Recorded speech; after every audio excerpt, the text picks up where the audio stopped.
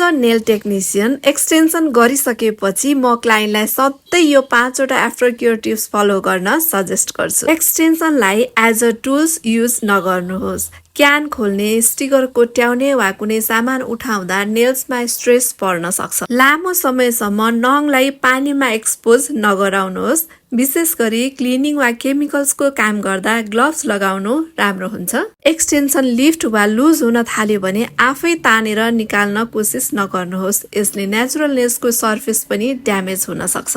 टाइममा रिफिल गर्नुहोस्। Natural nails बढ्दै जाँदा एक्सटेन्सनको ब्यालेन्स पनि चेन्ज हुन्छ। त्यसैले टेक्निसियनले रेकमेन्ड गरेको टाइममा रिफिल गर्नु बेटर हुन्छ।